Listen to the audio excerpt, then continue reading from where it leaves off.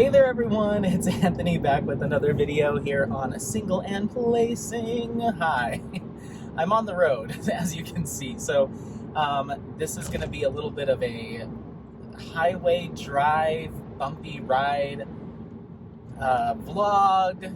I might even throw a little bit of a whip in here later on. It's just going to be a mixed bag, kind of a weekend vlog. But it's all going to be centered around a tag that I was tagged in. So Suzette over at Crafting with Susie tagged me in kind of a diamond painting question tag. This is the first time I've ever done something like this.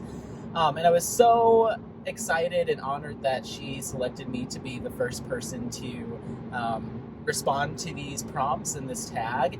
And so I'm super excited to do so, and I figured I'd do it in chunks. One question at a time. I believe there's 10 questions. One question at a time, kind of over a long vlog slash whip and chat slash pretty much everything that I do this weekend. I'm going to incorporate some questions here and there and just pop in randomly to answer them. So this video will just kind of take you through a weekend in a day in the life, including some crafting, diamond painting, and I'll get all those questions answered, and then I already kind of know who I want to tag next, so very excited for that. But just to give you a status update on life stuff and what I'm doing today, so I just finished, or I am in the middle of my first week with my new job. Today is Friday at the time of filming this, and so I am midway through my first Friday there, and on Wednesday at work I was eating a sandwich, and it had whole grain bread, and I bit into the grain just right, a piece of the bread, and chipped my front tooth, and it has been chipped before, and went and got a filling done on it. Well, the filling just popped on Wednesday, so now I've got this funky little chip in my front tooth that I've got to go and get taken care of. So my boss was super kind and super gracious. It's actually really quiet there at my new role on Fridays, so it was literally just me and her in the whole HR office. And so she was like, oh, well, I'm just gonna go hang out and get some work done over here. Go do what you got to do, and then come back and finish your day. And she's done early today, so she was like, if you are not done at the dentist by the time I'm done with work today, then just come back, grab your stuff, and then just call it an early weekend. So I was like, thank you so much. And it just speaks to like the flexibility and that this new role has and this team has, and just the fact that they're so people-centric, and like, you broke a tooth at lunch here at work, like if you can get an emergency appointment with your dentist, go get it taken care of. So I just really appreciate that. So that's what I'm off to do. I'll actually be getting there a bit early, so I might in fact make a pit stop over at either Michael's or Hobby Lobby just to pop in while I'm waiting for my appointment, because the commute's a lot faster since it's kind of mid-morning, midday. So I was able to zip over across town really fast. So anywho, let me just make sure that I'm not missing my exit here. Okay, just want to make sure that I'm not, I don't want to chat and forget where I'm going.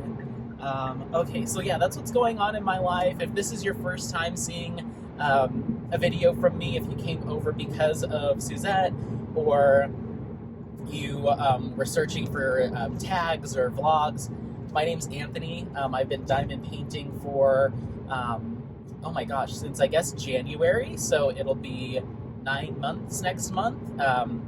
And I started diamond painting because my boss at my previous job, she got into it, and I was just trying to find ways to connect with her, and I just thought it'd be a fun, topic to chat about. And so I started diamond painting. I followed her suit. She did mainly just like the Amazon kits. She's really into like Disney and stuff, so she was into like the Disney kits that you can get on Amazon, like the simple rounds. I think she had like one square that she did.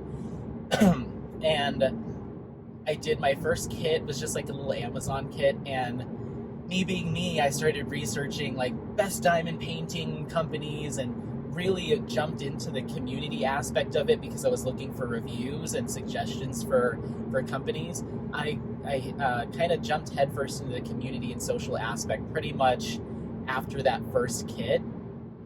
So after that first one, my next one was a 120, it's like 60 by 120 diamond painting Deutschland square. That was a galaxy. Oh, sorry.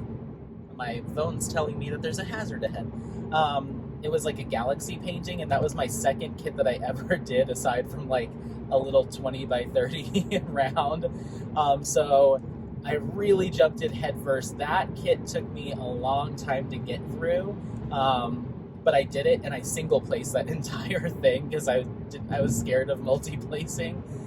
So I got that done, and then I moved into Diamond Art Club. That's around the time where I discovered Diamond Art Club. So I did Midnight Laundromat was the second kit that I started. I also did a Diamond Dots one. I think it was called Reflections or something like that. Reflection. It was a lotus painting. And so I just jumped right in and tried to find some like higher quality kits, and that's, the rest is history. I've been, painting with Diamond Art Club, Distracted by Diamonds.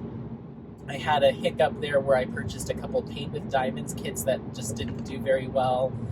So I ended up getting rid of those.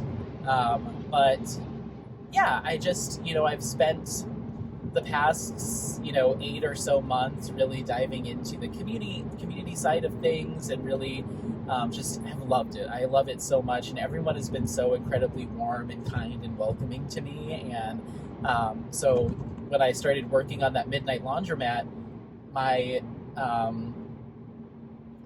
instinct was to start creating some content around it. So I started a YouTube channel and an Instagram account when I started pretty much Midnight Laundromat, which was, I think, 4 months ago now. So I've only been doing the content creation side of things for like 3 or 4 months. And things have been going really well. Things are taking off super well.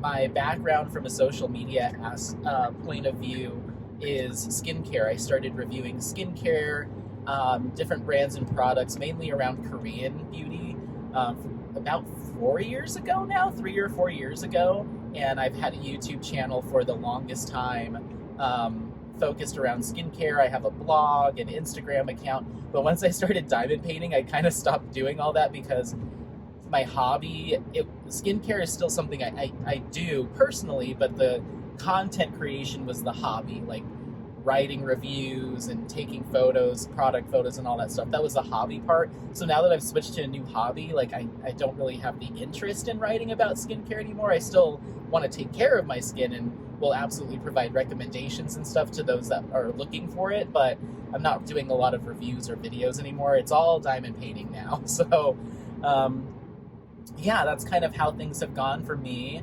And I'm loving it. I'm loving every second of it.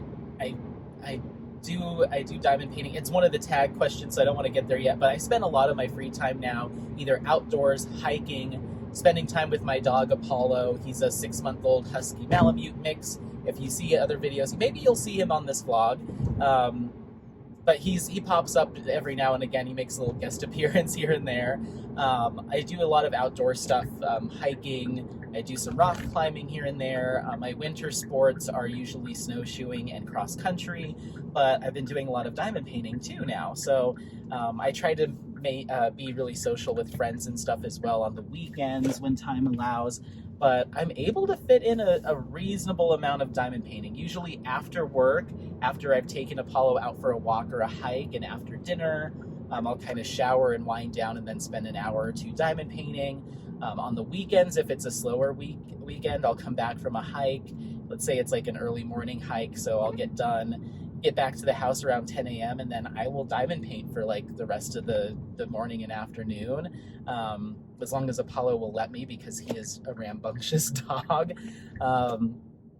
So yeah, that's just kind of just a quick, little 10-minute thing about my background. If you're finding this channel for the first time, hopefully next time you see me, my tooth will be fixed, because that's where we're headed now. Actually, before we do that, I forgot I'm making my pit stop. So I am. Oh, it's a Joann's that's over here. I thought it was a Michael's. I wonder if I have any coupons. I'll have to look. Okay, let me answer this question. If you came here for the tag part of this and you just want to hear that, I thought I would at least let you know a little bit about who I am. But thanks again to Suzette, Crafting with Susie. So happy and thankful that she discovered my channel and wanted to include me in this annual tag that she does. I feel like I'm still like kind of a nobody really knows me. I feel like that's kind of where I'm at that space, which is totally fine. But I was a little bit surprised when she reached out. I was like, I didn't know people knew me. So, I feel so like thankful, and I'm happy that I'm creating a little community of my own and some followers of my own. Someday I want to do lives. I want to have a community tab or on my channel. Maybe a Facebook group, like all of that stuff. I want to be more active and ingrained into the community, but I've only been really social for a few months now. So I was just like, whoa, this is so cool. So anyway, I just pulled up in front of Joann's. So I'm going to answer your question. The question was, what is a new artist or the new artist, diamond painting artist that you've discovered in 2022? And a lot of these questions are specific to like, what have you discovered this year? And they're all going to be new to me because I've only been diamond painting since 2022. But I have two answers for a lot of these questions. I'm probably just throwing all the rules out the window, but I have two. I want to call out two. So I'd say the one from kits that I have worked on, and have in my hands currently from either completed projects or stuff that will be upcoming whips that I have in my stash. My number one artist right now is Ivy Dollamore. They are an artist that is signed with Diamond Art Club. My first Diamond Art Club kit was Midnight Laundromat. I have some whips and I have a finish and reveal for that kit, so go take a look if you haven't yet. But then I also have almost every other kit from Ivy Dollamore in my stash, aside from a couple, which I will be purchasing this weekend. But there's one called Witch's Greenhouse, there's one called The Moon Thief, there's one called Fisher Gal, there's one called Warm Witch, which I'll be ordering. There's another like I forget if it's like something fairy garden or something like that. I'm gonna be picking that one up. And then there's a couple others. Some are like more witch focused, some aren't. And then, like I said, Midnight Laundromat. The only one that she has that's out of stock on Diamond Art Club at the time of filming this, I think is called like the Moon Elf or something like that. That's the only one of her images that's currently on Diamond Art Club that I'm not the biggest fan of. Every other one I plan on having. I also have a mystery kit that she did that I actually had to hunt down and order from a private seller because I missed it. I don't think I was like that active in like tracking down mystery kits when that came out earlier this year, but once I realized what it was and that's the artist, I snagged it. So I love supporting them through Diamond Art Club. They also have an Etsy shop. If I remember, I will link it below, where you can get prints and stickers. And my plan, actually, I'm going to do that. Maybe I'll do that while I'm waiting in the waiting room. I'm going to be picking up some sticker sets from Ivy Dollamore and a couple other things. And I just hope that Diamond Art Club continues to release canvases from that artist, because I think that there is a lot of focus on inclusivity within her artwork, or within their artwork, as well as just a wide array of different styles. And I feel like they deserve a lot more love, and I hope that their popularity only continues to increase. And I really want to see some more images from Ivy Dollamore. So that's the artist that I discovered and I've actively worked on. As far as an artist that I've discovered fairly recently and I have yet to work on any of their artwork, and I don't have as much to say about them, is Henry Clive. And hopefully I'll have some info, a kit to share with you on that artist. But this is an artist from like the, I think it was like the 40s through the 70s era. Don't quote me on that. You'll have to look it up. But his artwork is more of kind of that pinup girl style artwork. And it just really stands out to me as being, I love that kind of like Mad Men kind of aesthetic and that kind of style. I've always been drawn towards that even before the show, but just that kind of like, just that kind of era, you know. I've always loved like vintage appliances and stuff too that kind of have that like post-war kind of like jet age, like all of that stuff, like those really like bold colors, a lot of warm tones, more emerald and gem tones, that type of thing. So I've always been attracted to that style of artwork. And so Jaded Gem Shop, if you aren't familiar with that store, Jade has been starting to carry some Henry Clives, and she's actually the one that introduced me to that artist. I'd never heard of them before, and I just have been fawning over every image I've looked up. And so check out Jaded Gem Shop if you want to take a sneak peek at what she has from Henry Clive. There'll be more coming soon, but I can't give a full recommendation on the product, the diamond paintings, because I haven't worked on any of them, but the artist looks great. So Ivy Dollamore, current artist, someone you can go buy from Diamond Art Club today. Highly recommend it. I love their pieces.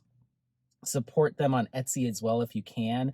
And then Henry Clive is an artist that has already passed away. Their images can be licensed though, and I just love that style. That's definitely like, if I got to decorate my house, I would have a lot of that kind of like mid-century modern, but like in some more of those like 50s, 60s, 70s hues. Like I'd love one of those old refrigerators with the big latch on the front that's like maybe like a Tiffany blue or a bright red or something like that, with like metal cabinets even. Like I just love all that stuff. If you've ever played the game, if you're a video game person, the game Fallout 4, that's all set in that kind of like nuclear era, but it's like post-apocalyptic, but there's certain scenes where it's been kept to its original look, so it's like very kind of space agey vibes. Like I love that aesthetic. So anyway, I'm gonna pop into Joann's. I've got about 15 minutes to do that before I've got to get to the dentist office so I can get this little thing fixed here. And if I can pop back on to answer another question on my way back to work, I will. But I know they're going to be numbing my mouth, so I don't know how well that. I'll be like, and the second question is, let me just clean this up. So I don't know how well that's going to work out. If anything, I'll film again either when I get home. If I can introduce you to anybody in my life as we do, I just want to include like, this is me day to day, this is me on the weekend, and incorporate as many people that are willing to be part of the video and answer the questions as we go. So this is like a vlog / tag, get to know me. Hopefully I can use this for, if I do have some newcomers to the channel that want the tag. They came here because of Crafting with Susie, but they want to know, like, who is Anthony? Why did she mention him? I've never heard of him. You can get it all here in one go, and then ideally go back to the beginning and just binge watch all my stuff. So, all right, let's go see what they've got in Joann's. Hopefully something good. I need to check for coupons. We'll see you soon. Bye. Hey everyone, back. Just finished up with work. I'm actually just pulling out of our office campus right now, and look, my tooth is fixed. Ah! The dentist was like, don't worry about it, because I told him, I just started this new job, so I'm in between insurance coverage right now. The one for my current role doesn't pick up for another month because I started before they switched over. Sorry, this lady doesn't have a stop sign in yet. She's waiting for me. I'm gonna roll this up too. We're about to get on the highway. But yeah, so my insurance for my new role doesn't pick up until October, because I didn't start in time for September coverage. I was like literally like 4 days too late. And so I'm without insurance for like the next 6 weeks, 5 weeks. And I can't afford to pay for a fix like that out of pocket. You know, and I didn't want to walk around with a broken tooth for that long. So he was like, you know what, this is on us, you know, because we do guarantee our work, cosmetic repairs like that for a year, if not a year and a half, depending on the service. So he got it all taken care of and boop, boop, sent me on my way and no charge. So that was very, very nice. I was very thankful that I didn't have to like stress about that. I could just get it fixed and be on my way. And he's this dentist is incredible. If you are in the Denver metro area and you're looking for like the cream of the crop when it comes to like talented dentists, send me a direct message on Instagram and I can help you out, because I've been going to him for 5 years now, maybe longer. And one of my really good friends used to be a dental hygienist there. He's just bar none. Oh my gosh, I've been going to him longer than that, like seven years, maybe even longer. I don't know, a long time.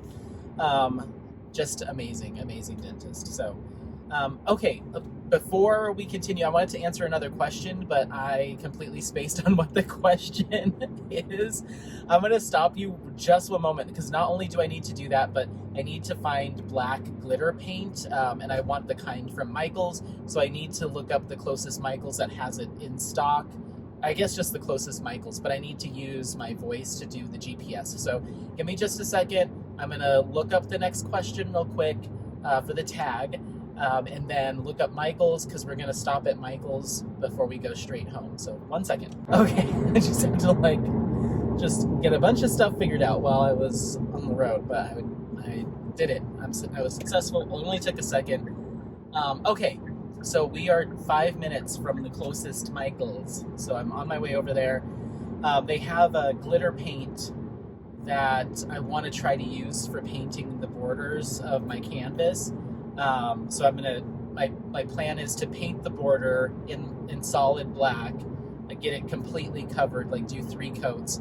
I did a video on like, this is how we do it, for painting your frame, or painting the edge of your canvas to make it look like a frame. So go check that out. But now I want to like be extra about it, and sorry, I just need to exit here, and do a layer of glitter paint on top of the black paint to see if that'll add some shimmer and shine. If it does work out, then the canvas that I'm currently working on, Yellow Frida, from Distracted by Diamonds, that's a gift for my aunt. That's how I'm going to frame that, is to do the glitter on it, because I think it'll just look a little bit more sparkly. So anyway, the question was, the second question in the tag that Suzette has tagged me on, it's like a diamond painting creator tag, is which events have you participated in, if any, for 2022? And so we still have a few months left, so I guess I'll talk about the ones that I have participated or am currently participating in, and then the ones that I plan on participating in for the rest of the year. So I participated in the old painting, what was it? Oh my God. Summer with the Masters. I almost said painting with the professionals. What was it called? Summer with the Masters, and that was hosted by Diamonds and Washi and Tiny Worlds of Wonder, Katie and Jessica. Yes. So incredible event, so much fun. And honestly, I didn't really understand what events were until I saw Katie's announcement video for that event. Before that, because I only started diamond painting in like January, February, so I actually didn't really know what a diamond painting event was. And I had heard other people say that they were doing it as part of the blah blah blah, like the whatever event, but they never said what it was. Like I just kept hearing Jeremy, I think it's like GTMT Crafts or something like that. He kept saying, I'm doing this for the Giddy Up. What are you guys working on for the Giddy Up? The Giddy Up this, the Giddy Up that. But no one ever, because I jumped in, I think, I don't know, I just didn't hear an announcement, I didn't understand. So he kept saying that, I was like, what the heck is he talking about? Like, what is a Giddy Up? And I thought it was like a diamond painting term, like, oh, like, it's a kit that's moving really quickly or something. You'd call it a Giddy Up kit or something. I didn't know. And then when I saw Katie's video for the Summer with the Masters event, and then I saw Jeremy's finish and winner announcements for the event, I was like, oh, he's talking about like an event that he's doing. Now I understand like what a diamond painting event is. So it took a few months for me to grasp the concept, I guess. Where do I want to park at for this, Michaels? Anyway, so Summer with the Masters was announced. I ended up falling in love with a couple of kits. One of them being Soul of the Rose by John William Waterhouse. That was the kit that I picked for Summer with the Masters, and I finished that. That was Distracted by Diamonds. Summer with the Masters, I did Soul of the Rose. Gorgeous, gorgeous kit. You can see a couple whip-in chats on that, as well as a finish and some enhancements that I did to that using DP with sparklers. So you can check that out if you want some more information. I also started working on the Red Gate of Hongo in Snow, which was a Uniquely Yours Down Under kit. That's another old Masters kit. I ended up bailing on that project temporarily. I do plan on coming back to it someday, but the confetti just got very, very intense and a little bit too much for me at the time. And I just wasn't a huge fan of where some of the ABs had been selected to be used. It was a lot. So I think I'll come back to that kit here and there, but it's going to be pretty slow going. I'm hoping to get it finished by next year's Summer with the Masters, should they decide to hold it again. So from there's two events that I am currently participating in. This is actually the last week. It is the Micahthon. That's done by Jenny Rose, and that is all about Micah canvases.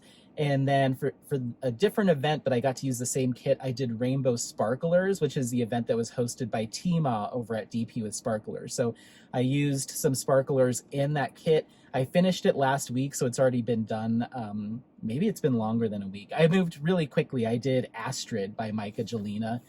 Excellent kit, a lot of fun. Not necessarily my art style, but I ended up really loving it. The color palette's really cool. It's got some fun sci-fi vibes. So I really like that one. And that's the first one that I did a painted border with, and it turned out really good. So I'm currently participating in 2 events technically, but I'm done with my kit. And then I finished 1 event. So I also participated in the final giveaway for a Pride event that Derek with Diamonds did back in June. Even though I didn't do a kit for that event, the prizes were open to anyone that was participating in the lives, and I actually won one of the grand prizes, which was really cool. So I'm still waiting for that kit, but he is going to be sending out at some point this really awesome kit and some other rainbow themed items. I will do a full unboxing once I do receive them. And then as far as what I'm participating in for the rest of the year, I will be participating in the Drills and Chills event, the Festival of Witches event. There's a Ghouls, Goblins, and Witches event. I forget the exact name. That's going to be hosted by Derek with Diamonds again. And then there's another one that I just joined, and it's another witchy one that starts in October. So 4 events for the fall and Halloween. But I think I can get away with using 1 kit for all 4 events. And so I have a couple of different kits. They're all from the Ivy Dollamore. I have the Moon Thief, I have Witch's Greenhouse, I have Cauldron of Myrrh, and then I'll be ordering Warm Witch, and I think that's it. So I kind of have like 4 witchy kits that I can choose from. Drills and Chills isn't focused on like witches necessarily. It can be more just Halloween, autumn, spooky vibes.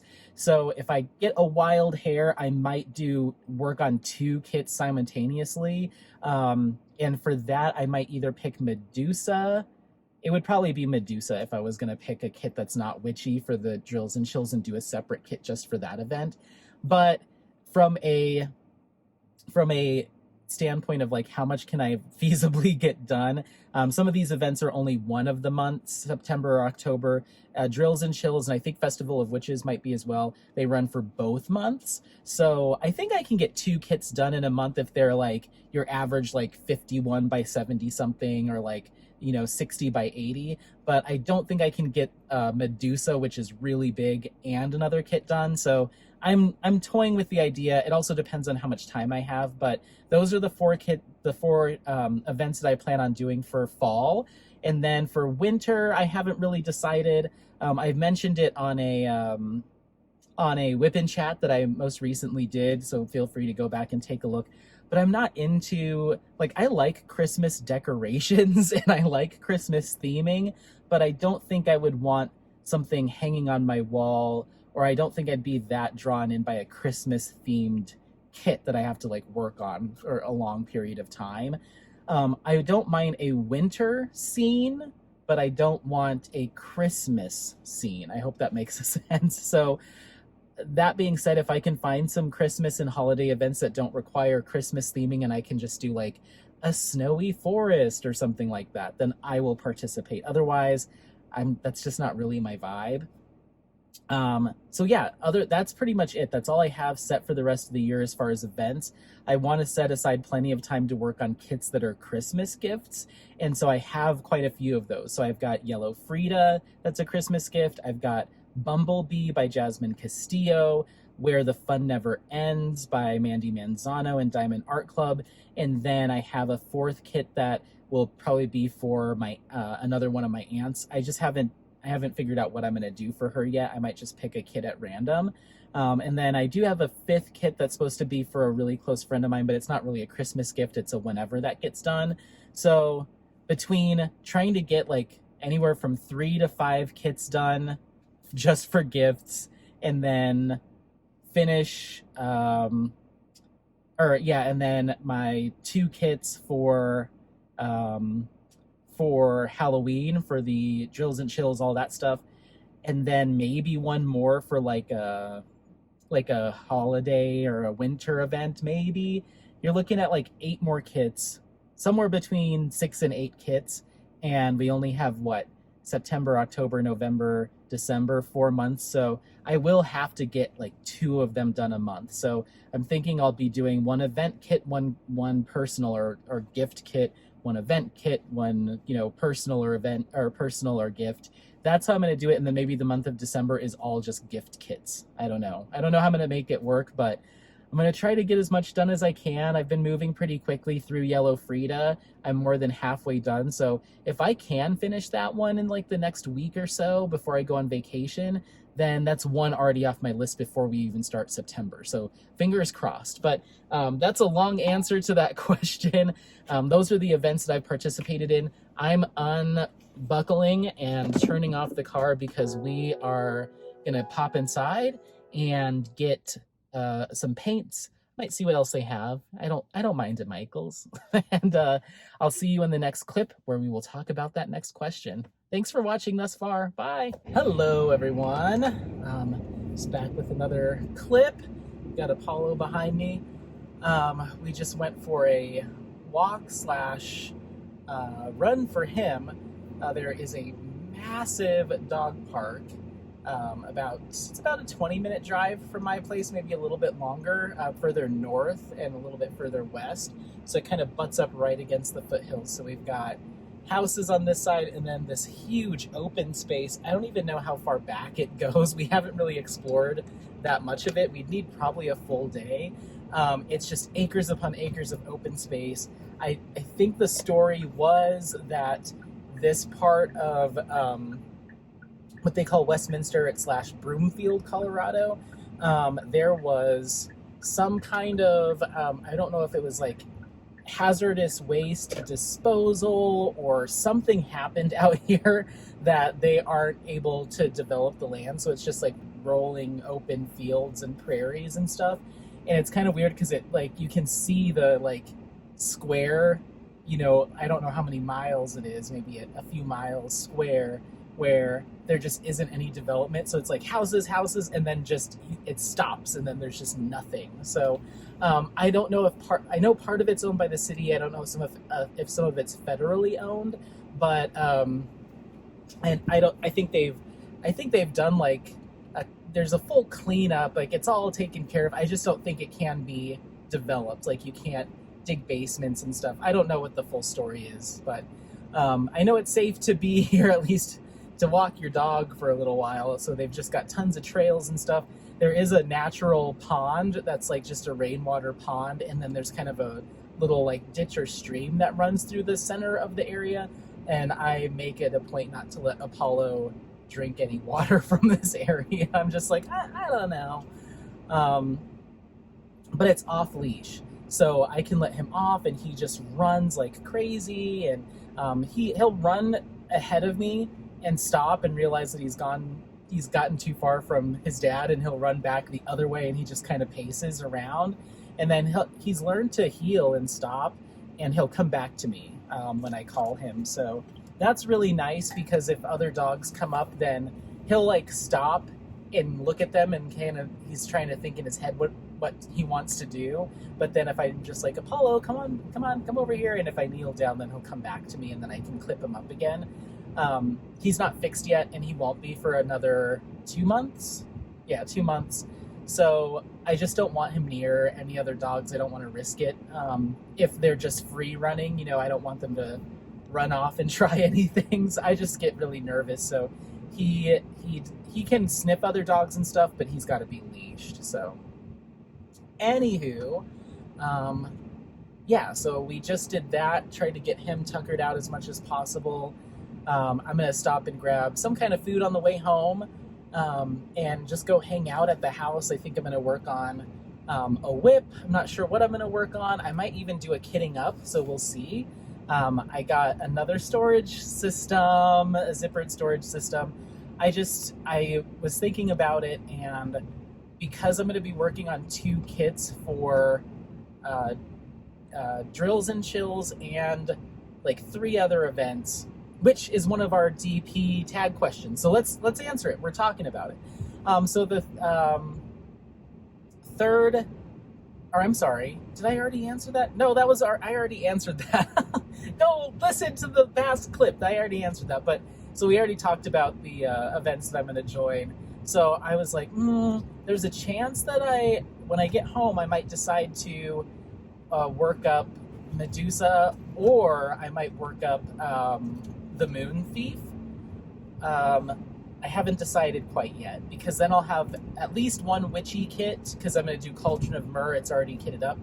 And then I could do a different one that's a little bit more spooky, that will work for a couple of the events. I just don't know if I can get all of Medusa done. It's a big kit, and a witchy one, all within the time frame of the events. I think it might be more practical to do Moon Thief, or I have Witch's Greenhouse, and that might make more sense to do 2 of those Ivy Dollamore witch kits, because those are like 50 something by 70 something, so they're a little bit more manageable. I don't know. We'll talk about it when I get home. So anyway, I ordered another storage container storage set, because I'm thinking I'm going to be having two event kits kitted up at the same time. Pretty sure. We'll see when we get home. Okay, so I'm just driving. I'm going to stop and get food somewhere. I'm trying to think of I don't even really know where I'm going. I'm just kind of driving aimlessly. 25 minutes from the house, so we'll figure it out by the time I get to the house.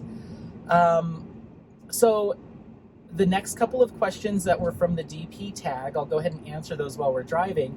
The third one is, do you work on diamond paintings within a specific set time, or do you just diamond paint when you can? no structure or schedule around it. I fall in the no structure or schedule around it. I tend to be a very structured person with like the tasks and things I do and like how I like things.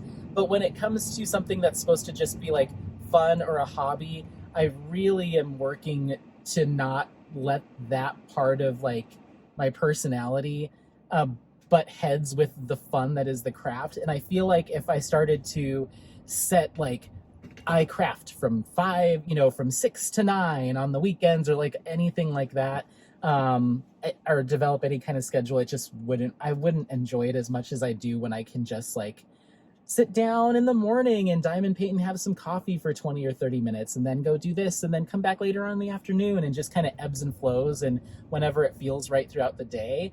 I know that a lot of people are very focused on like when they sit down to do a diamond painting session or time, that's all they're doing. They're sitting down and it's like an hour or 2 hours of just diamond painting. I can do like an hour max, but especially on the weekends when I'm doing a lot of diamond painting, I chop it up a lot. So like diamond paint for 10 minutes, 15 minutes, grab your phone so you can continue listening to Whip and Chat or whatever I'm listening to podcast, and then go fold the laundry, go do some dishes, go run an errand, take Apollo for a hike. I'm interspersing all of that throughout my day, so I don't just do a solid chunk of diamond painting. It is a pretty sedentary craft, and I do get like antsy. My butt will start to like get sore. Like I just feel like I've been sitting too long and I get anxious. And so I can't just sit for like hours on end in diamond paint. I have to like get up, move around at least once an hour, if not more. And I know that tends to slow people down, but for me, it doesn't really. Like I'll leave out the color that I'm working on or the tray with the drills that I'm working on. I'll leave that out, get up, go and do what I need to do, and I come back and I just kind of pick up where I left off. I don't really feel like it negatively impacts my speed that much. If it does, I'm fine with it, because I'd rather stay mobile, get up, move around, give attention to Apollo, because I'm sure he doesn't like it if he wouldn't like it if I'm sitting behind that table for the entire day and we don't get to hang out. So, and he's a pretty good person to remind me to take those breaks, or person to me, because he's a puppy, so he does get bored and anxious, and he'll lay down and chew on his bone and stuff for, once again, maybe like 30 minutes to an hour max, and then he's like pawing at me or jumping up on me or nibbling at me to like, let's go do something. And so that's just my reminder too, like, hey, you can't just be stuck in front of this canvas the whole day. You've got other stuff to do. Your body needs to be more mobile. So usually, like, if I've been working, let's see here, I need to be in this lane. If it's a weekday and I've been working all day, then I'll get home, take Apollo for a long walk because he's been crated, feed him his supper, because he gets 3 meals a day. So feed him his supper, and then hang out for a little bit. Sometimes I'll even do my dinner. Like today, I still need to go get food. When I get home, I'll probably take a shower, do my skincare routine, put some pajamas on, light a T10 candle, and then put on a Whip and Chat or a live, whatever's going on tonight. And that's when I'll start. So usually it's around like 8 o'clock where, I'm on a weekday where I'm kind of getting settled in. And then I'll maybe go to like 10 with a few breaks in between. Sometimes a lot later, like tonight's Friday night, so who knows what might happen.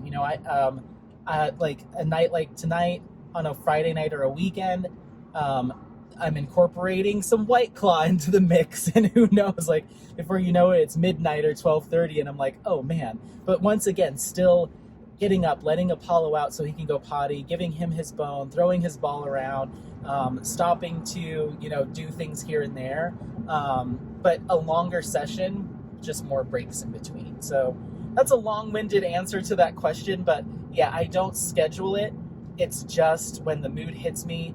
There's sometimes on a Sunday morning where I'm like, all I want to do is crawl out of bed and go take, if I didn't shower the night before, go take a shower, or just go, like, sometimes I'll wake up, take Apollo for his morning walk, get him his breakfast, go to a coffee shop, grab some coffee, and then come back and just kind of get all cozied up around my craft table and just listen to whip and chats and stuff. So it just depends, like, but I do diamond paint almost every day, I'd say, unless I'm camping or it's an overnight trip of some kind, or like I'm going on vacation to Rhode Island. I'm not taking any crafts with me.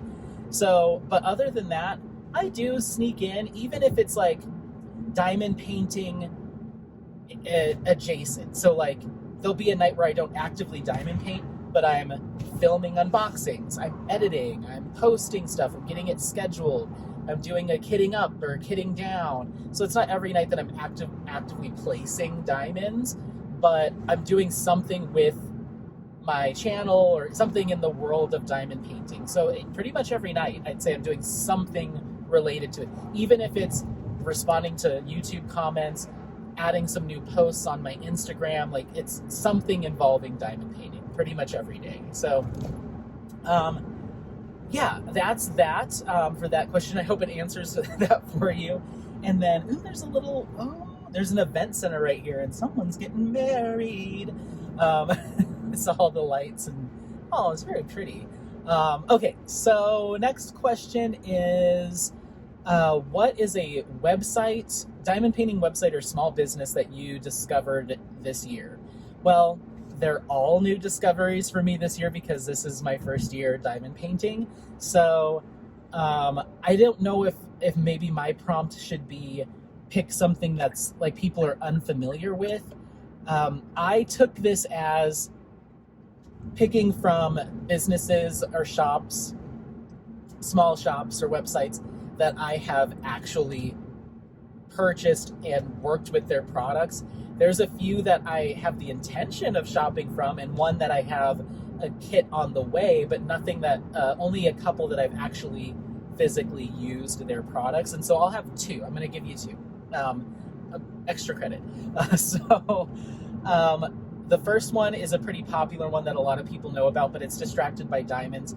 And I call them out because that is a small business that I discovered this year. And it's actually the kits that I've worked on the most. I have more Diamond Art Club kits in my stash, but I've only completed 2 Diamond Art Club kits. Is that right? Yes, 2 Diamond Art Club kits, Midnight Laundromat and Astrid. But Distracted by Diamonds, I've completed Soul of the Rose, Self-Portrait, and now I'm more than halfway done. So I'm like 3/5 of the way done with Yellow Frida. So I've kind of done like 2 and some kits. So it's the company that I've worked on the most, and I love it. Their images are their renderings and the images they select, the artists that they partner with are just so unique. They're different. They have a heavy focus on inclusion and diversity within their product selection. And so I'm going to roll these up now. He's getting a little, why did I roll those down? Oh, Apollo was breathing really heavy, and now he seems to have calmed down. He was running around a lot. So, he's still breathing pretty heavy. I'm going to keep one of them down. We'll see. I have the air on. He's fine. I'm just like, I'm such a little helicopter dog dad. I'm just like, his breathing is, oh my God, it's only 68 degrees in this car. My God, he's going to fry. So Distracted by Diamonds, love their stuff. Their drill quality can sometimes leave a little bit to be desired, especially, this is the first round that I've done from them, and I'm noticing quite a bit of small drills or like differently sized round drills. And so I have to pick around a little bit more trash than I have had to in previous kits, but I don't think it's anything outside of like, it's not anything so bad that it's making it hard to work on. I just have to I'll dump out a container of 310 in my tray and shake it through. And I just have to snag the 5 or 6 random weird ones before I start placing. So it's not that big of a deal. And like I said, the Yellow Frida, the colors are just so vivid. And it's like, I know these are normal DMC colors, but they just like, that rendering and the charting of those colors, it's just incredible. It's incredible. I love Ivy Dollamore, and I love the kits that I've worked on from Diamond Art Club, but Yellow Frida is probably the most fun I've had diamond painting yet.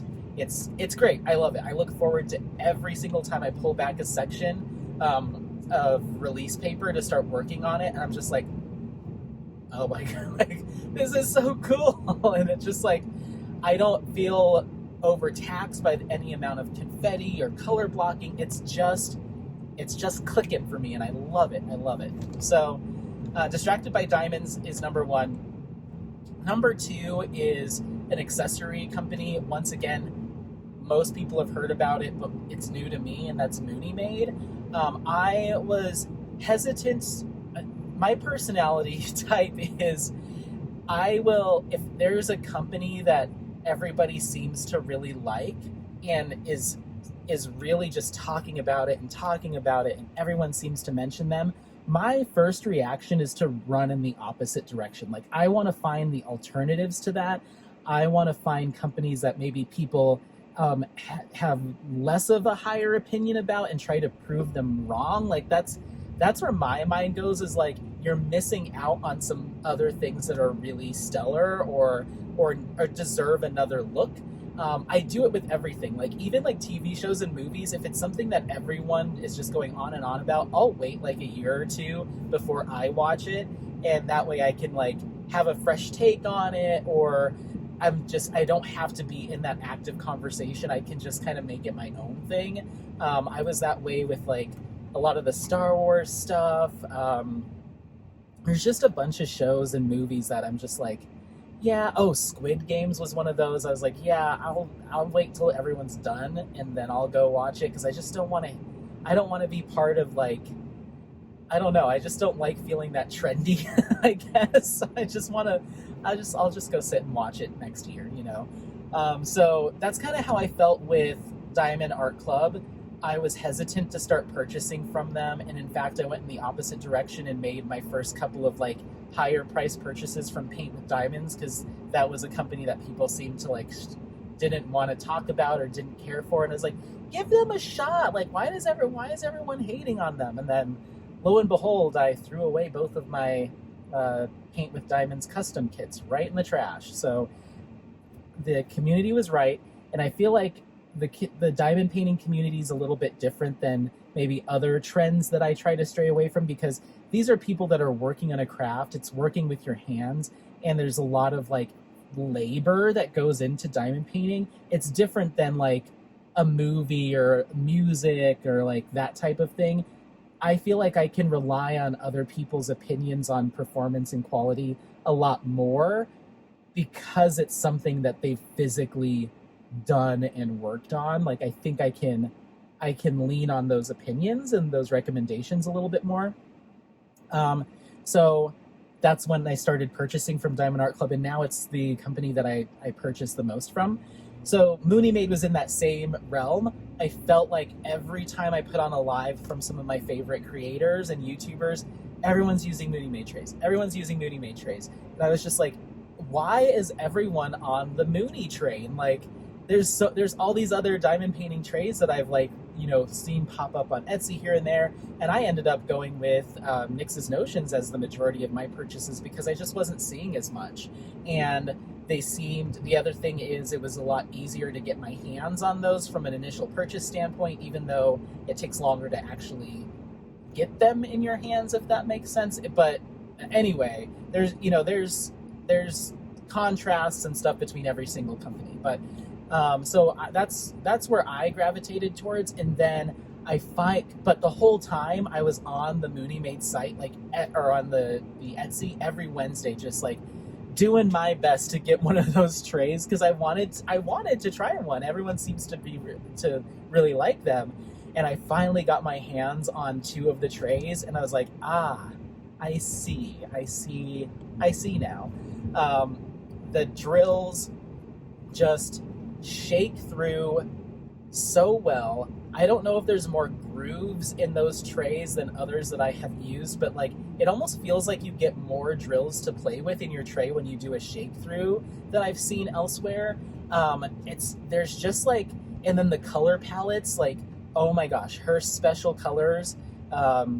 There's one that's called, like, I think it's Mother Earth, but I don't know how Moonicorny is able to get those color gradients the way that she does, but it is jaw dropping. And I don't think there's anybody else out there that is able to get that variance in color like she does. And I don't know if it's just the filament that she is purchasing just has that special something, or if it's calibrating how, I honestly, I don't know.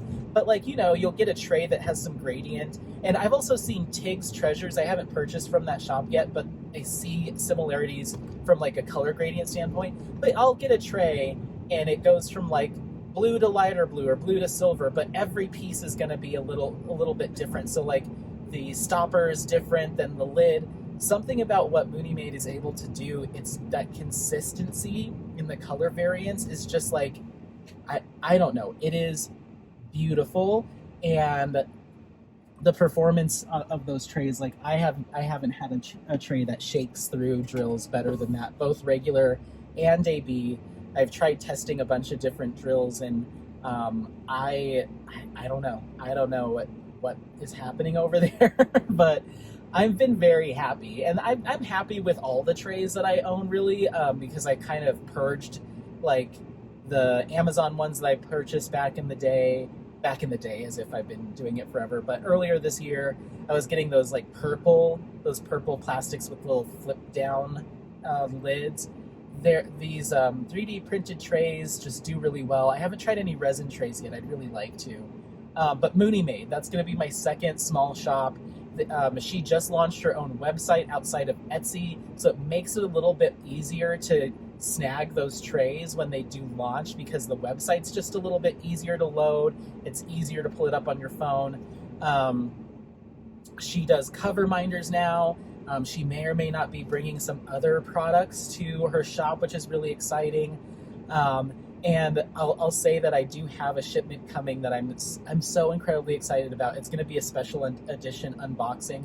I won't spoil it, but it's got a bunch of really fun stuff in it, and I've been like waiting every single day, multiple times a day, and I consider myself relatively patient, but for this I have not been. Every single day just waiting for the email that's like, your order's been shipped, because I am so excited to share some really cool stuff. So Distracted by Diamonds, go check it out. Mooney Maid, worth the wait if you can get your hands on it. She also does custom orders every first Monday of the month, so you can hop on the site and she'll have a number of open custom order slots. Snag one of those, and then you just kind of message her with the colors and styles that you want, and she'll get on them. So you have that option too. I am straight up lost right now. Where am I? It's like getting dark. I just wanted to get home. Let's do this. Why was I not paying any attention to? Oh my God. I'm like, wow. I'm a mess. I am not even close to like on my way home.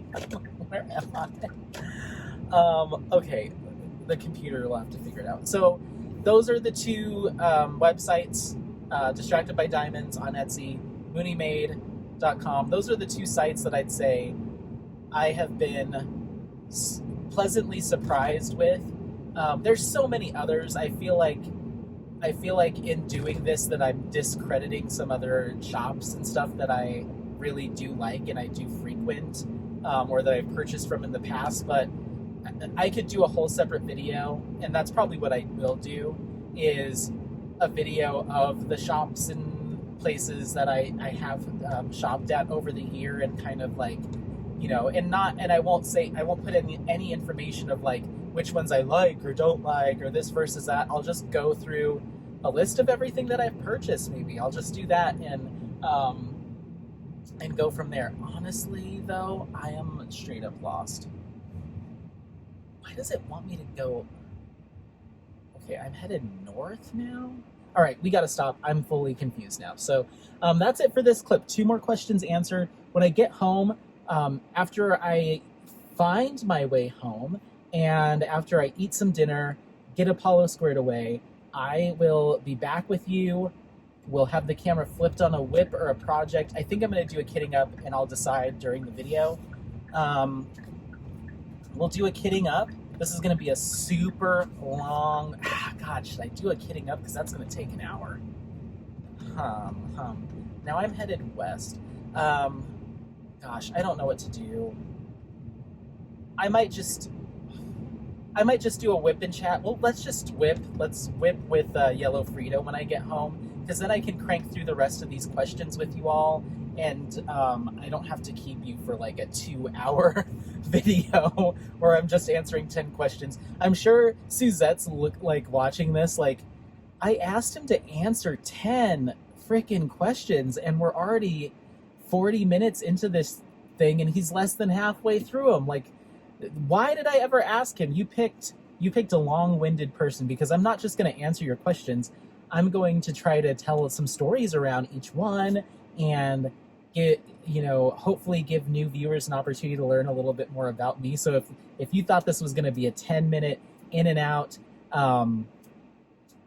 tag, you picked the wrong guy. I'm so sorry. But I'll move quickly through the rest of them during the little whip. I'll just work on finishing up the section I'm on, and then I already have my person picked out, so keep watching, and then I'll tag the next person, and hopefully they can be a little bit more succinct with their responses. But thank you so much for watching. I appreciate it. This is me. This is a chat. This is a vlog. We're here. We're all here together having fun. So I'll see you when I get home. Bye. Okay, we are back, and as you can see, we are in front of my current whip. This is Yellow Frida by Caroline Smith and Distracted by Diamonds. This is a I don't know by I don't know. It is a 62 by 88 round drill canvas, 54 colors. It didn't come with any special drills, but I am enhancing it, as you can see here, with a couple different shades of diamond dots. So we've got the freestyle. So this is like a deeper gold, and then this is more of like a silvery gold, kind of a closer to a more like, I guess, white gold kind of status. I have jars of each of them here. Let's see here. I'm a little out of breath. I just went outside and sprinted around the yard for like 20 minutes with Apollo to try to get some energy out. So this is that deeper, and this is that lighter. So I've been enhancing this kit with those. But let's go ahead and get right to the rest of these questions. I'm going to get as far as I can in the canvas. I'll still answer fully, and long-windedly, as I like to do. But I don't want to make this like a 2-hour-long situation, and I know that I still need to get this edited and uploaded. That way I can call out the person that I'm tagging, and they can have the opportunity to respond to. So I don't want to make this all about me. So yeah, let's go ahead and move into question number 5. That's the largest and smallest diamond painting you purchased or completed in 2022. So like I said, and I've been saying it, this is my first year diamond painting. I'm gonna get this. I'm getting underneath the table. I have the largest rolled up underneath the table, and I forget exactly how big it is. Okay, cool. All right, so we'll start with the smallest. The smallest kit that I've done, I don't remember the exact size of it, but it is Reflections by Diamond Dots. That's the smallest legally licensed from a reputable company canvas I've done.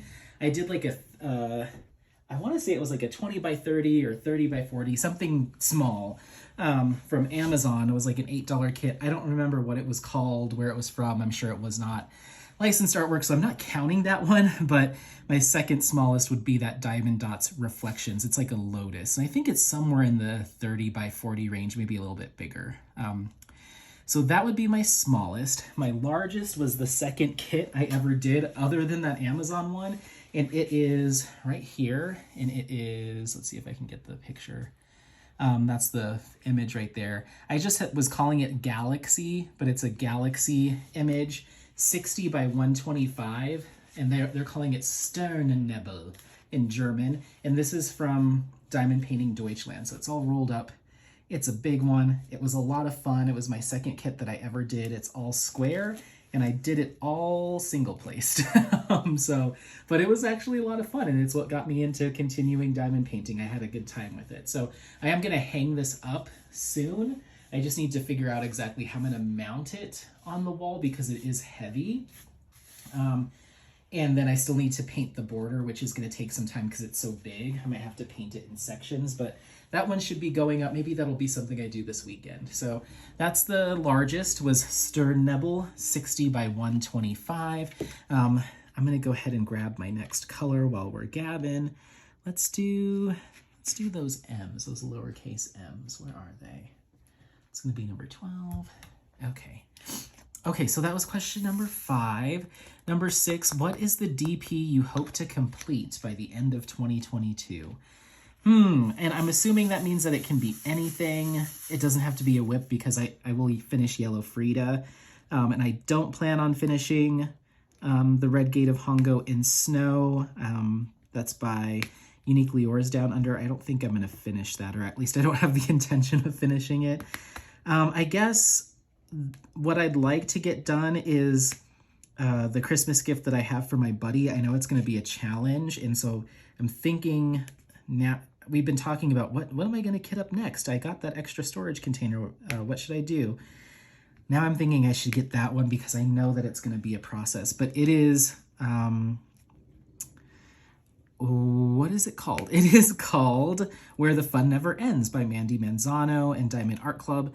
I'd like to have that done by Christmas for my buddy as his Christmas gift.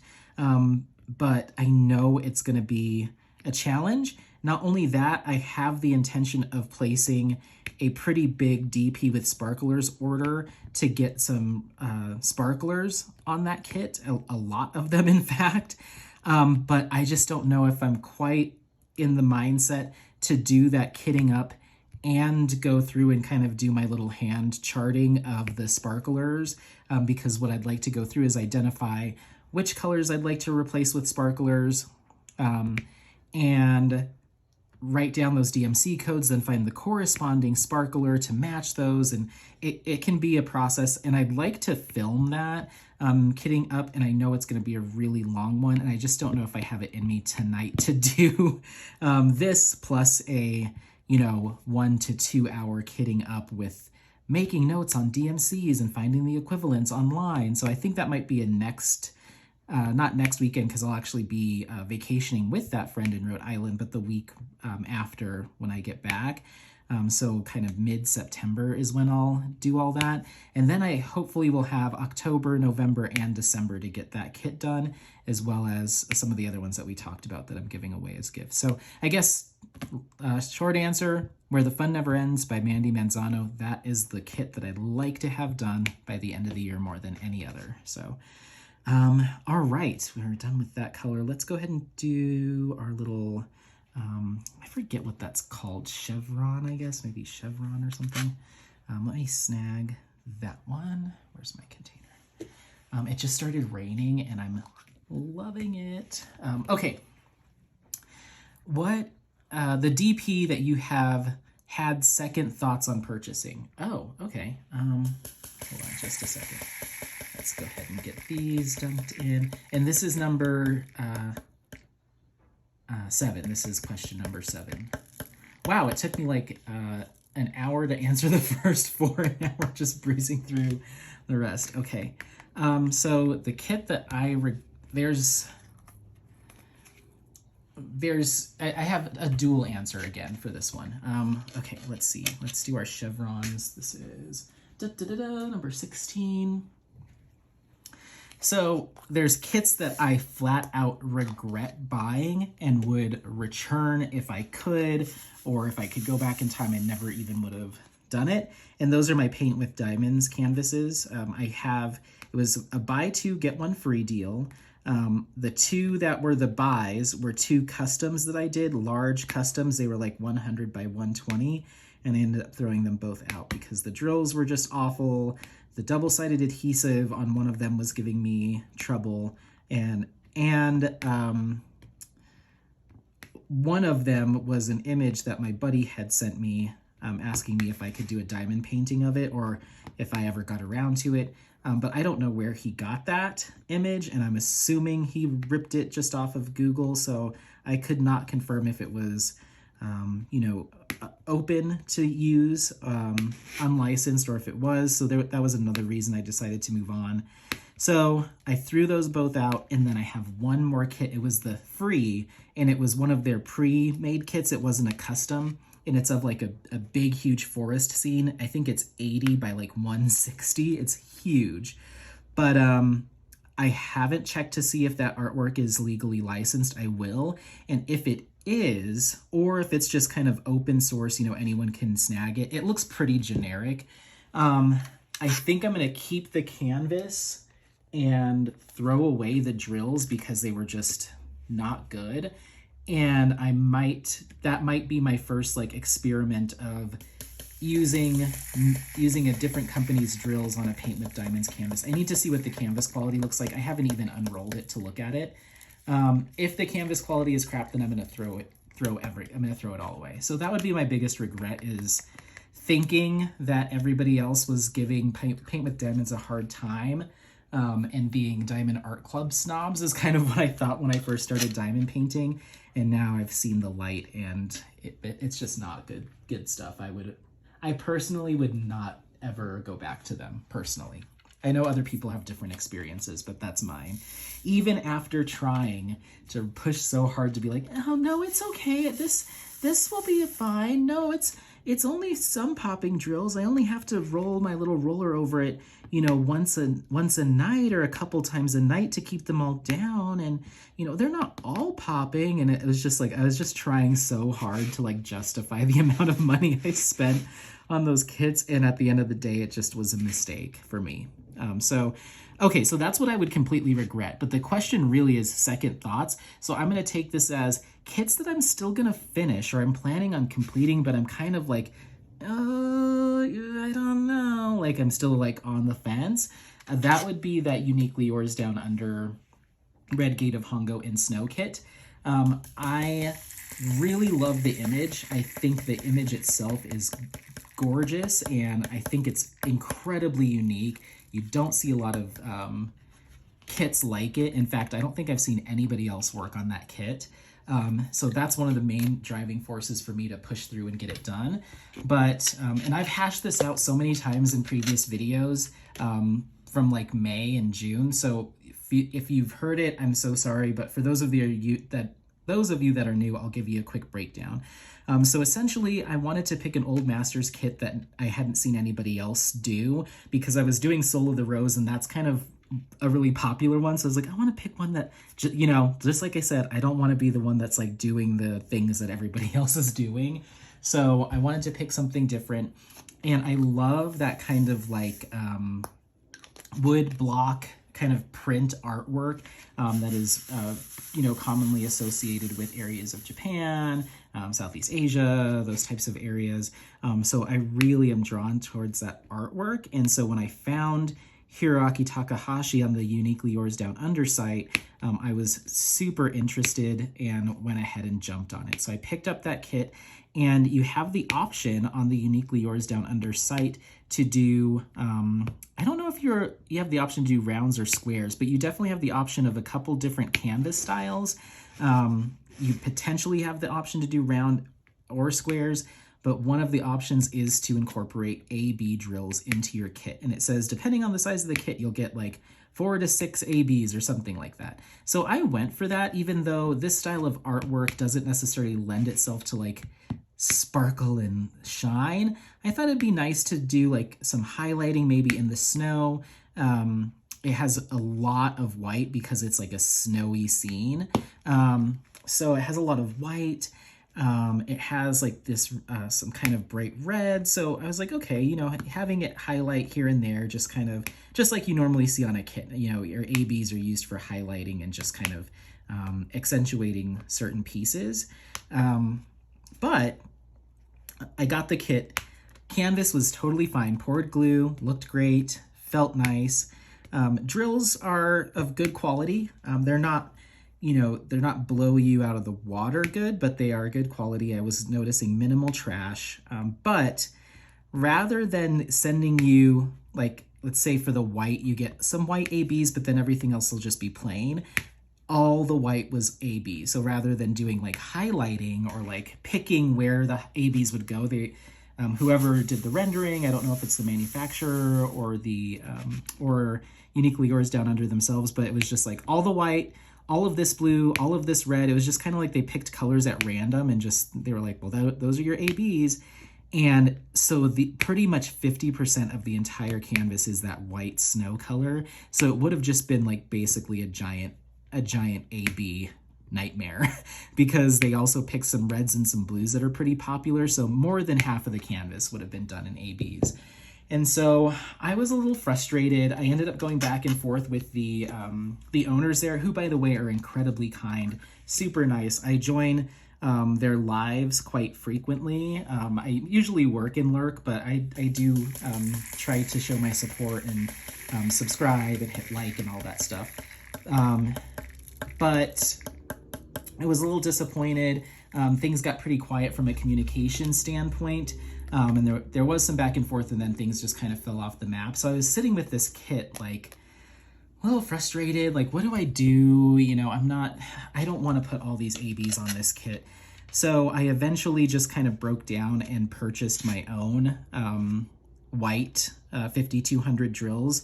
That way I could at least offset some of that, where's my next, the 54, offset some of that AB. So I bought like I bought like $50 worth of white drills just to kind of break it up a little bit.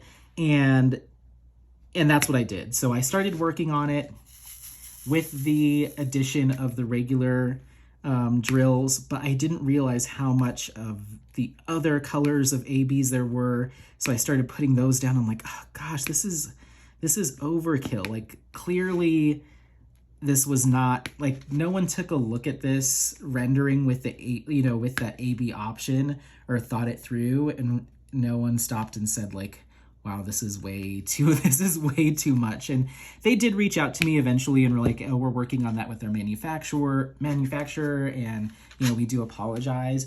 And I was not trying to like raise a stink or anything. At the end of the day, I asked for ABs and I got ABs. I was just assuming that the same care and intention would have been taken to like where those go, as I've experienced with other companies, and that just wasn't the case. So on top of that, there's a section that I hit on that canvas about halfway through that is a section of this size, right?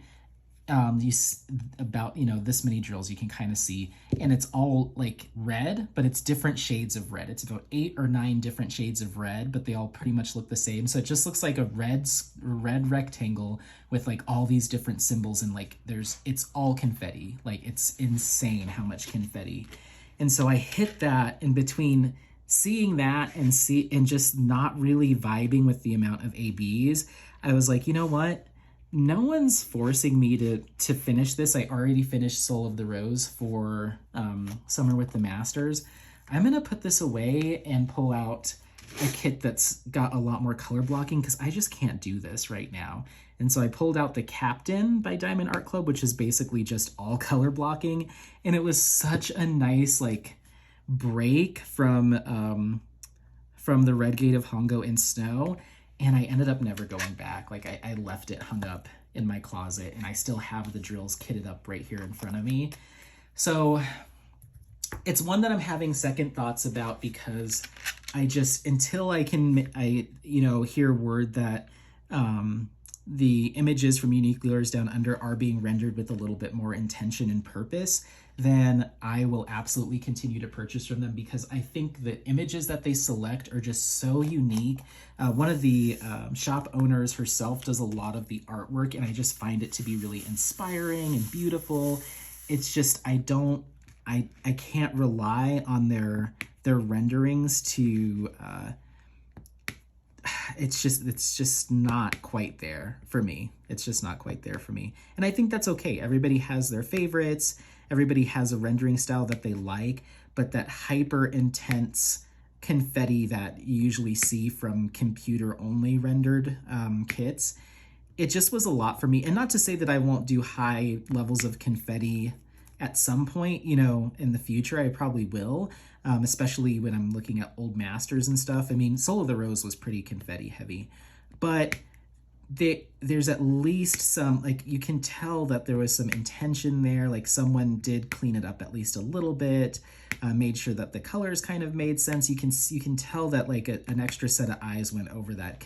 Heavy confetti or no, but this just felt like straight from that rendering software right to processing and printing, and off it went. Like, there wasn't someone who was like, you mean to tell me we're sending him this giant bag of ABs? Like, this seems like a lot, you know. I wish that something like that would have happened in the process. So yeah, that is the one that I've had second thoughts about. 1 second, I need to my eyes are getting stingy. Hold on. Okay, sorry about that. That is the downside to having oily skin and wearing a lot of sunscreen is at a certain point in the day, it all just starts to kind of migrate around your face. And I always, like, if I get sunscreen or too much moisturizer too close to my eyes, by the end of the day, it's starting to migrate close to my waterline, and all of a sudden I'll just be like, ow. And that's usually my cue that I need to go wash my face for the night. So we'll wrap up with the next few questions so I can go take care of this.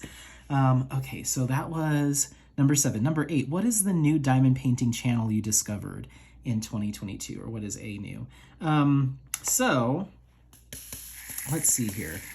For this one, I do want to highlight the person that I'd like to tag next, so spoilers. Every diamond painting channel was new to me this year, just like everything else. But I stumbled upon Jaded Gem Shop. I forget what even forget what she goes by. Hold on, I have my iPad in front of me right now. She goes by Jadekins. Yeah, Jadekins, and that says ... Is there something else? Jadekins, quote, Jaded Gem Shop. So she added her shop name to her YouTube name. So I discovered her channel, I want to say in like May or June. And the reason I found her channel is because I was looking for reviews on Dye Moon Shop or DIY Moon Shop. Let's go ahead and pick another color. Let's do this little flip around sign. Reverse. I was looking for reviews on on DIY Moon Shop, because that was a shop that was mentioned a number of times when I first started diamond painting, and I felt like the reviews were kind of mixed, and I couldn't get a clear picture of like what the general consensus was. And then her video popped up, and it was like, buyer beware before you shop from DIY Moon Shop or Dye Moon Shop. And her video at the time I watched it, and Jade, if I'm guessing you're gonna watch this because I'm gonna be tagging you next, but I first saw that and I was like, this woman is so like over the top with her critique of this diamond painting company. Like this is a lot. And it was like the amount of like passion and energy she had and the amount of frustration, I was just like, whoa. And I watched it through because even though I was like, this is a little too much for me, it was still useful information at the end of the day. And it was like right around the time that I had done my unboxing and my kitting up of the Red Gate of Hungo in Snow.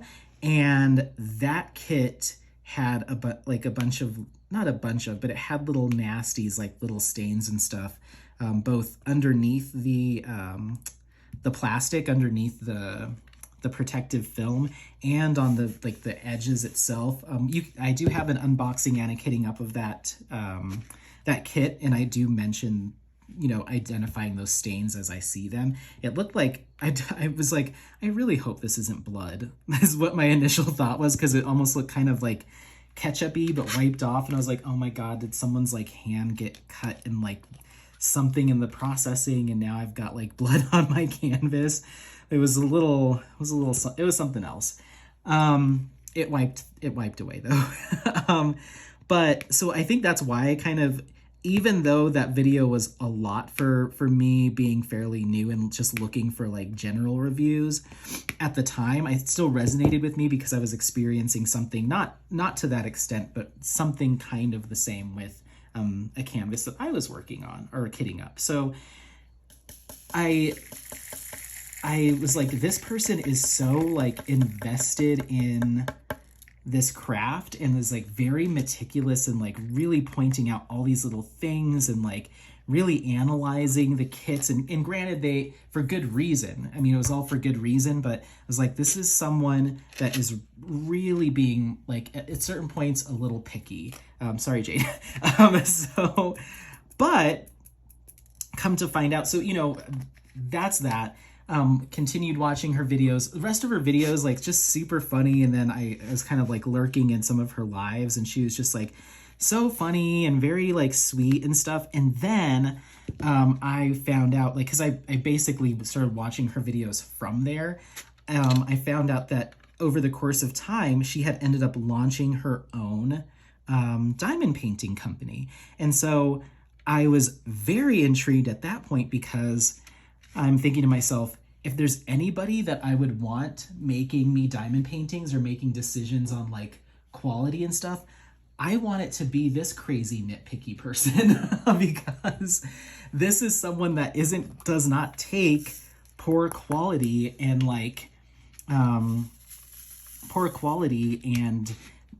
mistakes or issues like that lightly. Like, this is someone who paid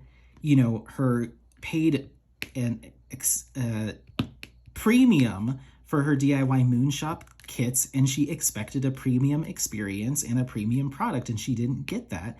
And so she has every right to be frustrated and upset. Now, I found it a little overbearing at the time because it was the first video I had ever seen of hers, and I stumbled upon it just researching DIY moonshop. But when I realized that she had her own shop, I was like, this is who I want to buy my diamond paintings from. Someone that isn't going to just be okay with these types of mistakes, be okay with like dirt and grime on her canvases, or drills that are like super trashy or not very shiny. Like, this is the person that ripped apart these kits. I would only assume that she's going to do the same to all of her suppliers and when she gets her own products in. So it really kind of made me excited to see what she would come out with. And then once again, I just continued to develop like a kind of, internet friendship with her, like by joining her lives. And she introduced me through her lives to a lot of other creators. And it's that personality type that you can really she's just playful and fun and also a little crass. And it's just exactly who I am outside of my videos. Like I always tell my friends, if I come to you and I'm just super cordial and just hi, just general pleasantries, oh, tell me more about that, that kind of thing, that's usually an indication that I'm still getting to know you, or I haven't felt comfortable yet putting down all my walls. But if I come to you and I'm just, a little judgmental, a little snarky, and all in good fun, I can take it just as much as I give it. But if I'm, if I can open up like that and let that wall down, that's when that we're starting to move into testing the water, it's friend territory. And I felt that a little bit faster, with someone like Jade, who seems to have that kind of similar mindset.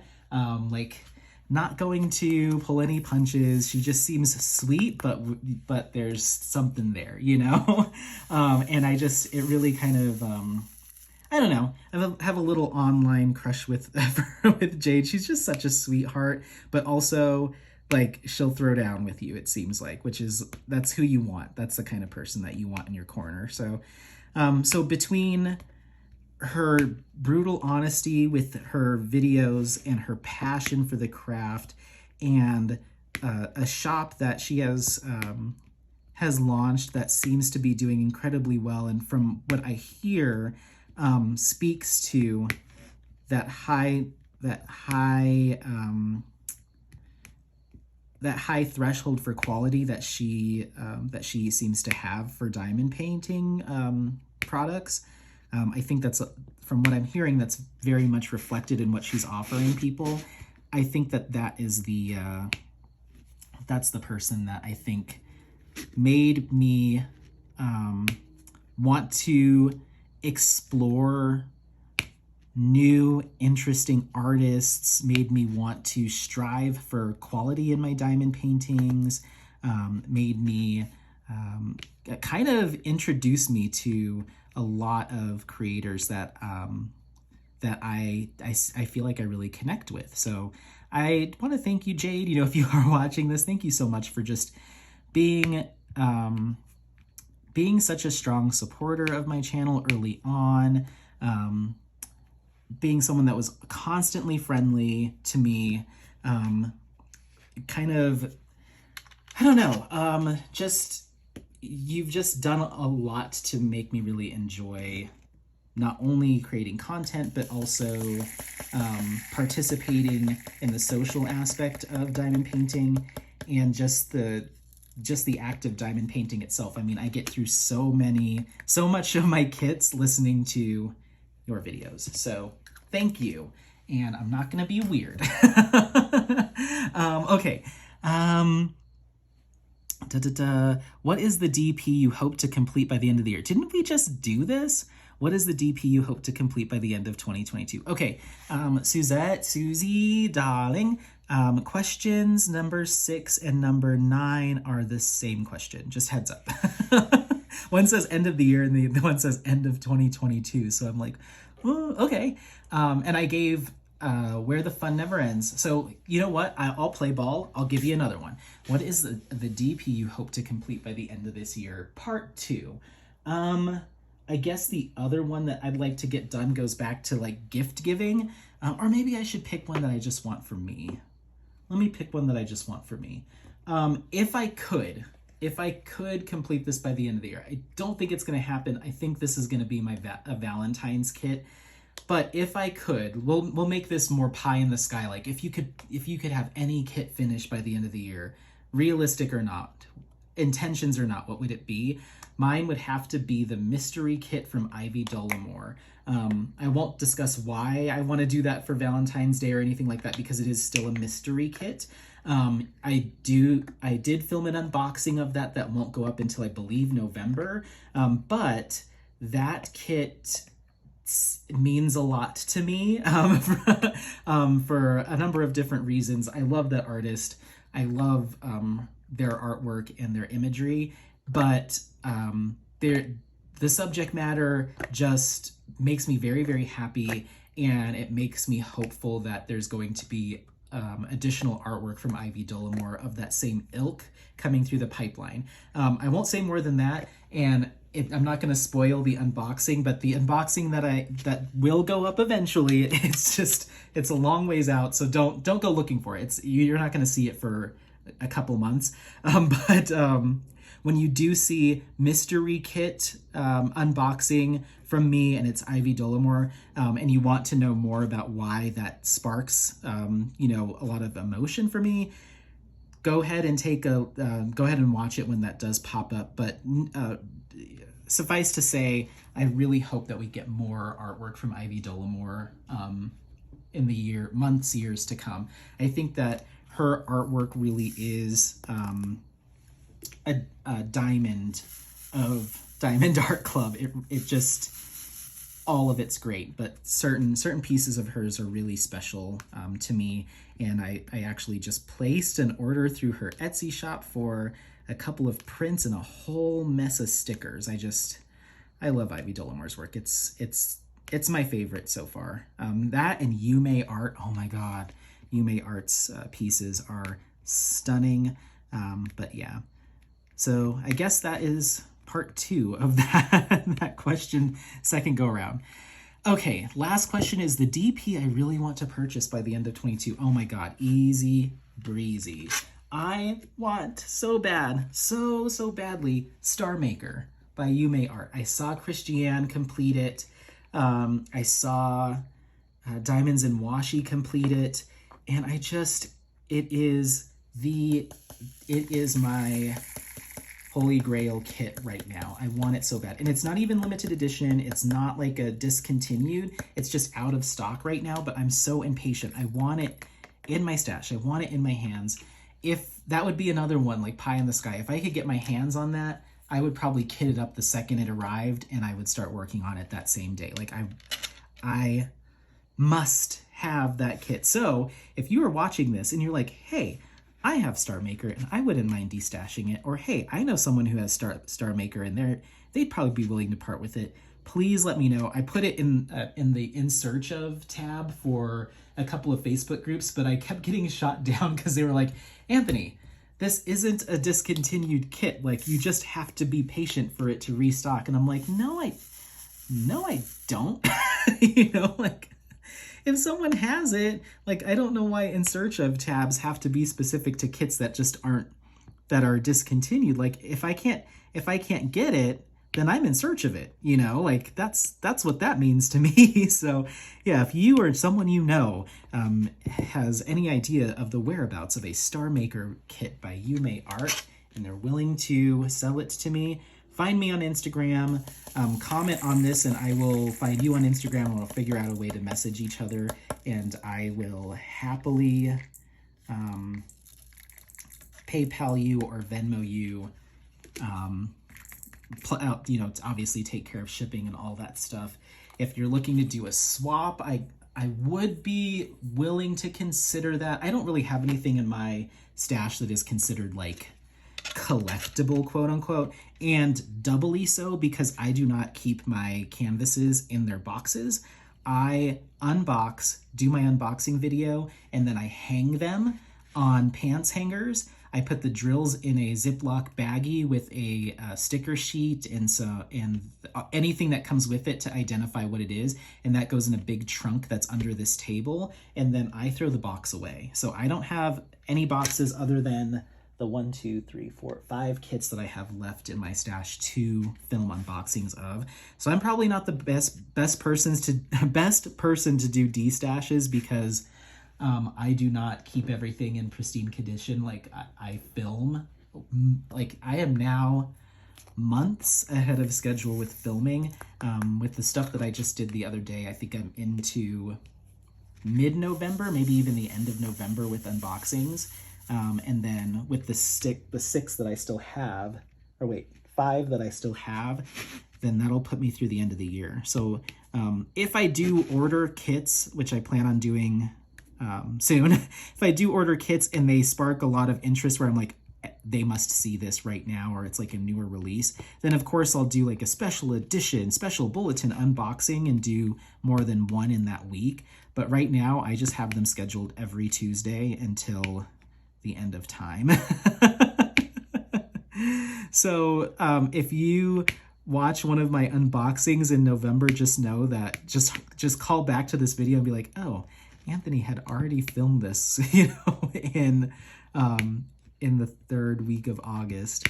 But I feel like unboxings are pretty much timeless unless you're doing like a sneak peek. Like they're not time sensitive like a whip-in chat or something where I'm talking about my life. Sometimes I'll mention like Apollo, but nothing that prescient that was like old news, you know. It's just like Apollo's being rambunctious. Okay, when is he not, you know? Otherwise, I feel like you can look at an unboxing at any time and the information's still going to apply as long as they haven't like redid the canvas or switched it from round to squares or something crazy like that. For the most part, oh, I guess the toolkit could be different, but I mean, that's the same for anything. Like I've watched unboxings from people's channels from like 2 years ago, you know? So I think that's fine. Let me know what your thoughts are, if you think they should be filmed like as fresh, hot off the press as possible, or it's okay to kind of keep those in the bank. It's too late for me, but maybe for next year I can think about it. Okay, so that was the DP that I want to purchase. And that's not necessarily purchasing from a store. That's just, I want it. I will purchase it from anyone, Star Maker, put the word out there. Also, any other content creators that maybe have a better insight to what's been on like D-stash groups and stuff. I need to be more active on those, first of all.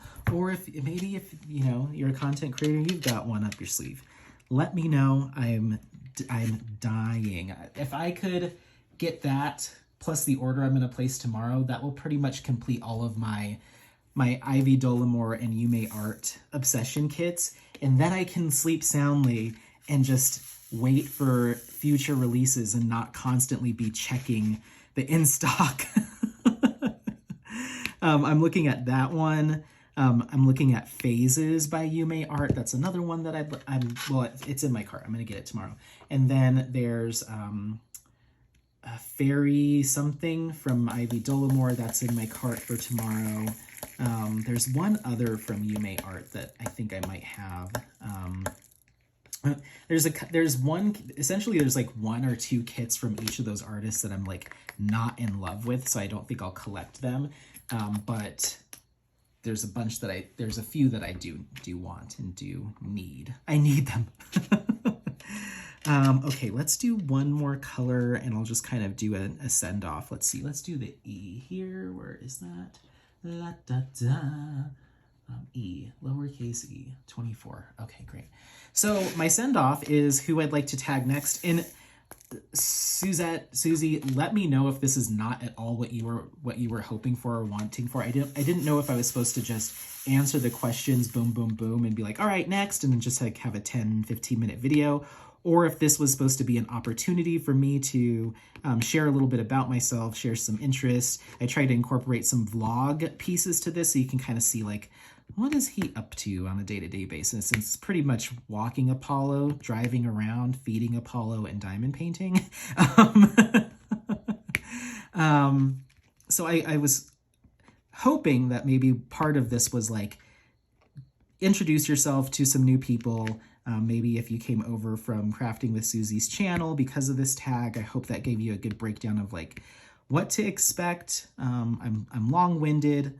I am here to provide kind of my take on a lot of stuff in the diamond painting realm.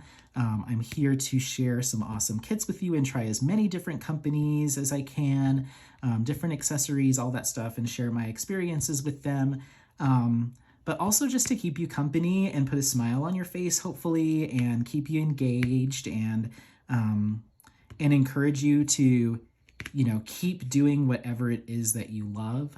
If it's diamond painting, if it's a different craft, if it's a sport, whatever that is for you, make sure to, you know, set some intention and set some time and space for yourself to do that. Because even though a lot of times other stressors, stressors and things will get in the way, and it feels like something like this might end up feeling rather frivolous in the grand scheme of things, it's really not if it's bringing you that joy and that decompression and that relaxation. I mean, just today, in full transparency, I was a little bit frustrated earlier today and tried to record a part of our vlog while I was taking Apollo out for that walk. I picked up when we got back in the car, but I tried to film it while I was actually doing the walk. And there was just a bunch of stuff that was getting on my nerves today when I got back from work. And then when I was filming, taking him for a walk, it suddenly got really blustery and windy. So I knew that like Mike wasn't picking up what I was saying. And I could just feel it and feel it in myself that I was just getting like mad that like I already wasn't having the best evening. And I'm trying to film and I was starting to vent about it, and I also try to avoid doing that because I'm just like, I personally get past stuff so fast that like I'll go, like if I start to do any sort of like venting or expressing like frustration on videos, sometimes I'll go back when I'm editing, I'm like, I'd like to get rid of all of this, like that. It was such a fleeting thing for me and such a flash in the pan. I tend to move past stuff, like at least these days, like pretty fast. So I'm like, why am I trying to put that on record, like, and include that in my video? That's like not even an hour later is how I'm feeling. So usually when I feel myself getting into those modes, a couple things need to happen. First thing, I just need to stop what I'm doing, stop allowing myself to like, because sometimes I feel like if I am recording, or even if I'm having a conversation with someone where I'm venting and I'm just like getting myself riled up, a lot of it's just me trying to like validate my upset feelings kind of to myself more than anything else. And that's just not really healthy. Like, just keep working through it. And I find that if I just stop, allow myself to breathe, put on some music or a podcast, and allow my brain to stop like trying to over process what's happened or what's going on, I tend to move past things like so quick if I just allow myself to process, allow myself to move on. So I stopped recording. I was like, Anthony, like, what are you doing? You're being silly out here in the wind. Like, oh, and hold on, guys, it's just getting super windy. Like, I was really like frustrated about it. And I'm like, it's a wind. Calm down. So then I, got back in the car. I was totally fine. And I was like, I'm just going to go get myself some dinner, and sit down. And as soon as I start getting into the groove of it, of like diamond painting and like doing the thing that brings me joy, it's just so therapeutic. And I think that's why a lot of people do it. And I was not expecting that. I initially started doing this craft because my boss was doing it. We didn't have a lot to talk about, and I thought it would be a good way to kind of like, kiss some butt a little bit, for lack of a better phrase. Like, how do I create a connection with this person that socially I don't think I would really have a connection with? Oh, there's all these weird plastic canvases covered in plastic on her, all over her desk and walls and stuff. Great. What is that called? Perfect. How much is it on Amazon? $8. Great. So then I was like, I'd like take a picture and text it to her and be like, so how do I do this? Like, I was just like hamming it up a little bit. That way her and I, like, that I could go into the office and be like, oh, yada, yada, yada. And I kid you not, like, about halfway through that kit, I was like, oh no, this is like fun. Like, oh, I wasn't expecting to like really like this. I just kind of was like, this will get me some brownie points essentially. And then before you know it, I'm like researching like top diamond painting companies, because that's just me. And now here I am, like, I bought her first diamond art club, and she was like so excited. And then I'm like telling her all about it, and then before you know it, she's like, I was looking up some companies online. There's this one called Dreamer Designs, and like now she's starting to look at some of the more like boutique kind of sellers as opposed to just Amazon. I was like, oh my god, I'm influencing her to like step up her diamond painting game. And of course I wasn't like legally licensed, blah blah blah. Like, if she wants to keep getting blurry Olafs and indistinguishable Elsas, go for it. The more power to you, because it's not necessarily for me. Of course I'd love to push people in the direction of supporting artists for their work, but I'm not going to chastise, someone for wanting to work on a craft that is therapeutic for them. Maybe it's helping them cope with something. I'm not the canvas police. So you do you, but when you're ready to make that transition into something a little bit more high quality, or you want to work on maybe a more, what I would call like long-term project, and you want to invest in that, then raise your hand and I will be happy to kind of point you in the direction of some really awesome kits and products. So that's it. That is the 10 questions. Anyway, so yeah, Suzette, I hope that's what you were looking for.